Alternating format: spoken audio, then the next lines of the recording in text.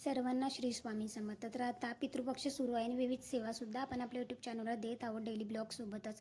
तर ते सुद्धा तुम्ही नक्कीच जाऊन चेकआउट करा, जेणेकरून तुमच्यासुद्धा घरामध्ये छान अशा सेवा होतील आणि पितृ तृप्त होतील. त्याच्यानंतर सकाळी छान अशी देवपूजा वगैरे झाली आणि लगेच मी आरतीला गेली, कारण 10:30ची आरती मी नक्कीच करत असते, अजिबात चुकू देत नाही. एक आरती तरी दिवसातून नक्की करत असते.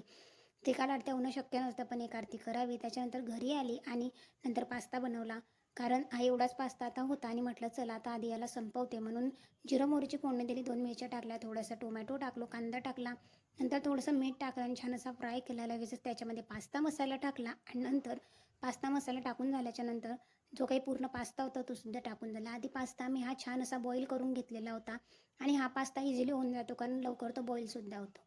तर त्याच्यामध्ये पास्ता टाकल्यानंतर हिरवेगार कोथिंबीर गार्निश केली आणि छान असा माझा पास्ता तयार झाला होता. नंतर पास्ता वगैरे खाऊन घेतला आणि जे काही माझं ब्लॉगचं एडिटिंगचं काम होतं ते सुद्धा आवरलं. आणि आजसुद्धा आपल्याला पितृदोष का लागतो जर असं बघितलं आपण, तर सर्वात प्रथम प्रत्येकाच्या घरामध्ये हा पितृदोष असतो. मात्र आपल्याला कळत नाही का माझ्या आयुष्यात काय घडत आहे आणि कोणत्या कारणामुळे मला पितृदोष आहे किंवा नाही. आणि आपण विविध लोकांकडे जातो, ब्राह्मणांना पैसे देतो आणि आपल्या कुंडला इकडे तिकडे दाखवत फिरतो. तर त्याआधी आजचा ब्लॉग तुम्ही नक्कीच चेकआउट करा आणि बघा, जेणेकरून तुमच्या घरातील सुद्धा पितृदोष जाईल आणि तुमचा मार्ग हा मोकळा होईल. नोकरीचे प्रश्न, संततीचे प्रश्न, विवाहाच्या अडचणी, बऱ्याच समस्यातून तुम्हाला मार्ग मिळेल. तर असा होता माझा आजचा दिवस. थँक्यू. श्री स्वामी समर्थ.